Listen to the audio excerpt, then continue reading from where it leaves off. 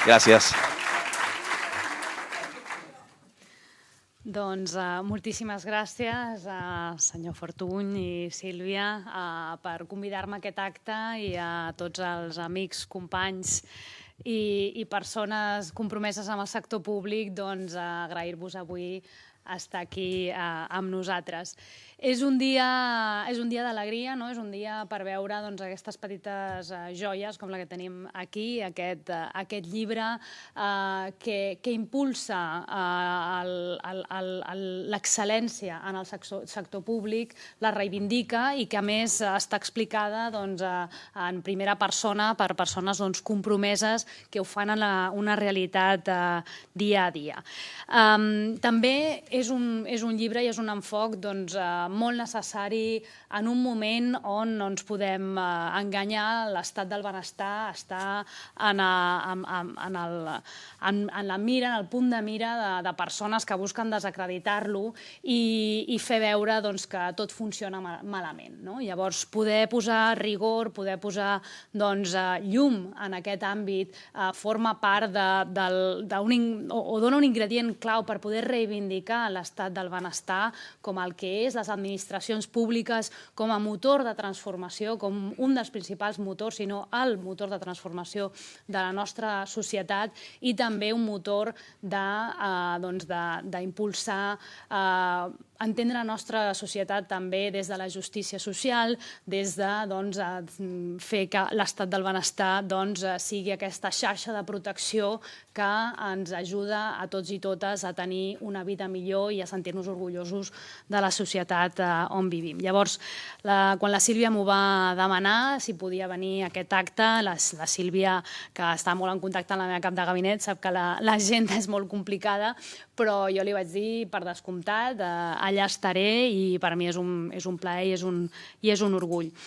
Fa poc més d'un any que tinc el plaer de treballar estretament amb la Sílvia Subirana i amb el director general Valentí Arroyo i amb la resta de l'equip de Drets Socials.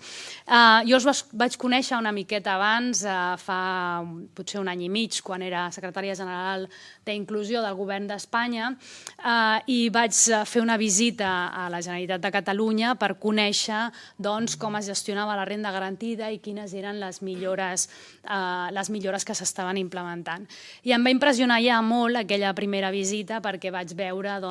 com tenien una visió molt clara de cap a on hem d'anar, cap a on hem d'evolucionar gestionant les prestacions en base a dades, en base a interoperabilitats, amb rigor, i aquesta és una situació que de vegades no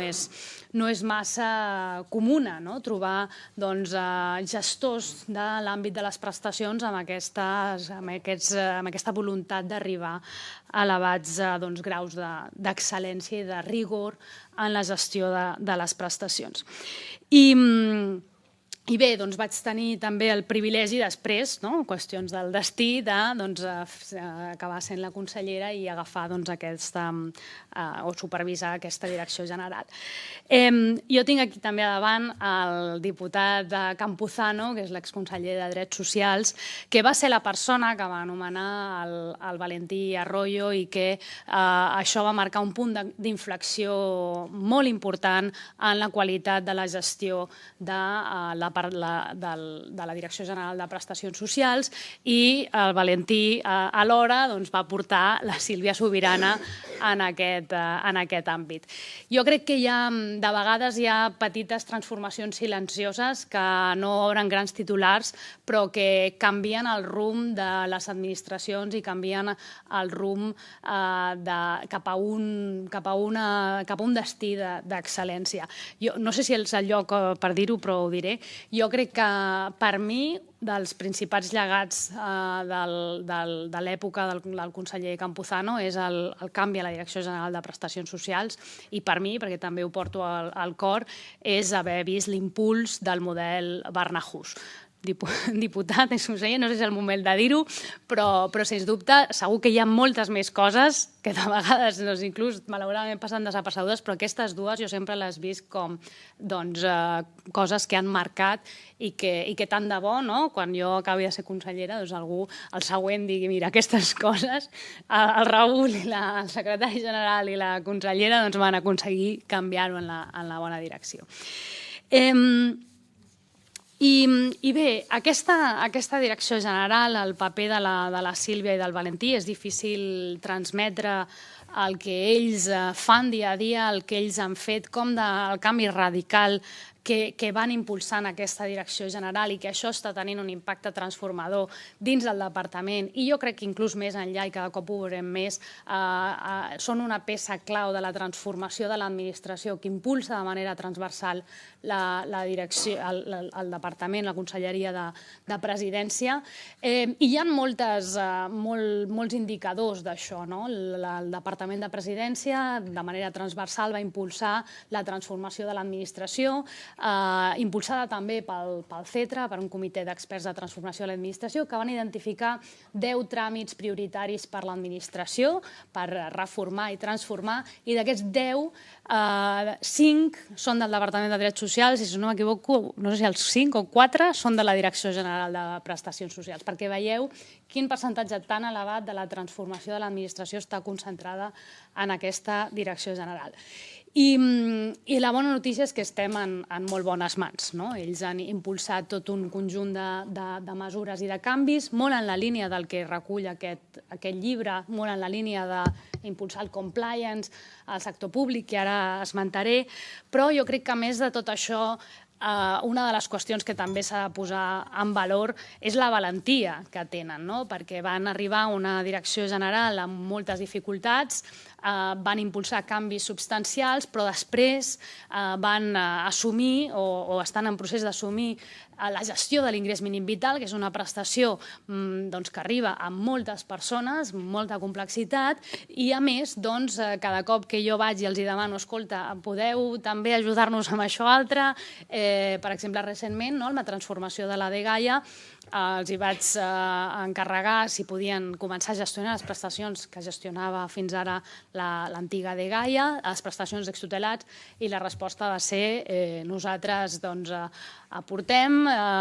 i sens dubte ho podem assumir endavant. I aquest punt de valentia és una cosa que és de vegades molt difícil de trobar i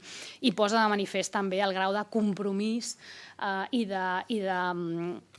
de compromís i de vocació de servei públic que tenen tots dos.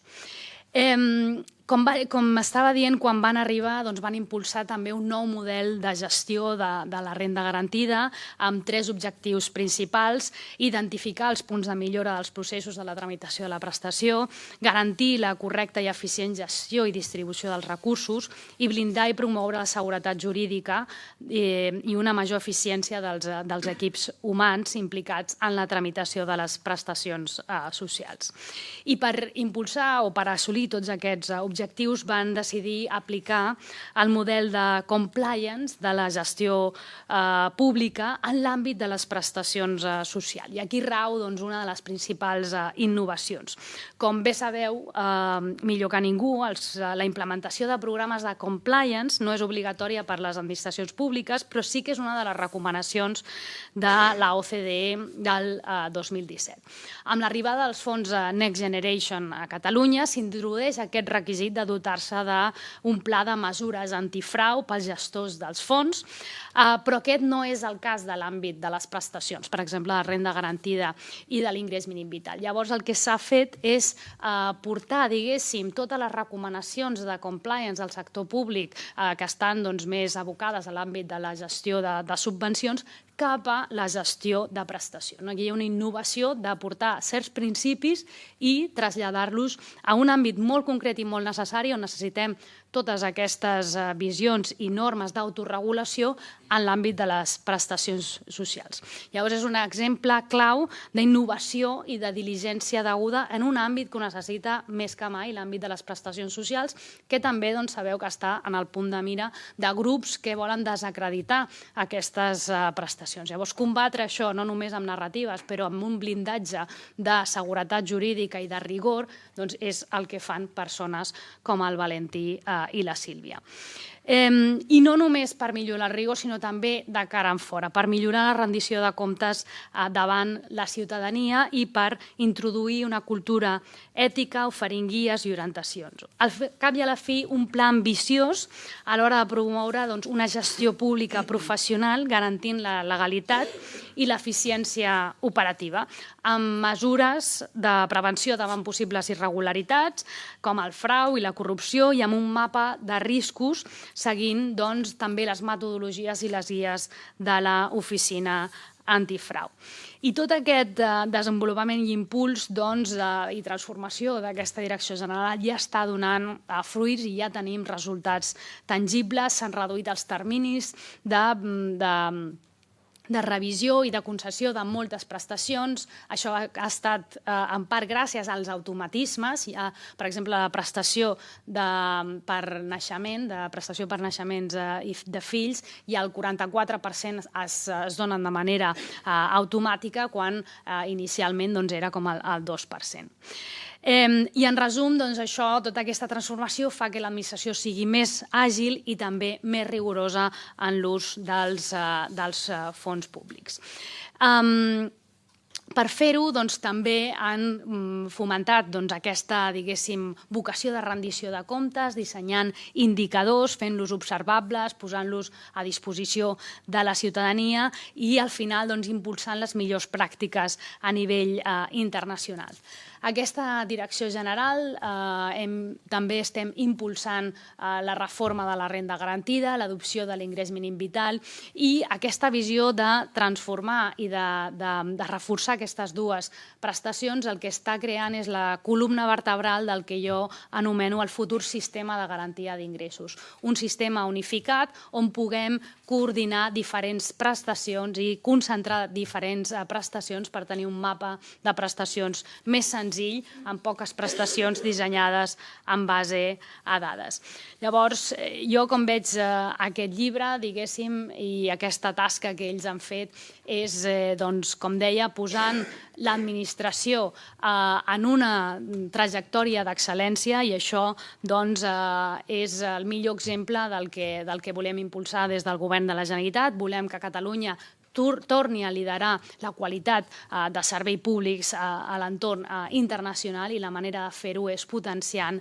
servidors públics com ells que impulsen totes aquestes grans transformacions. I per últim,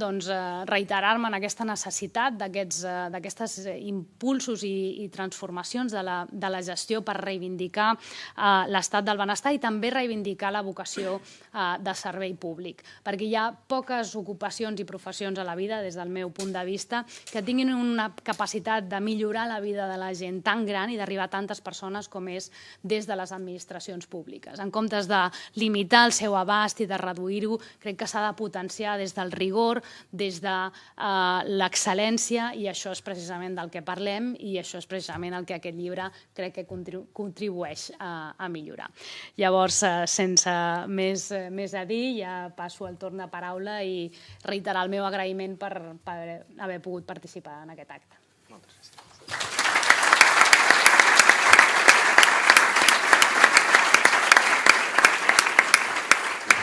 Moltíssimes gràcies, i passo la paraula a la meva companya Sílvia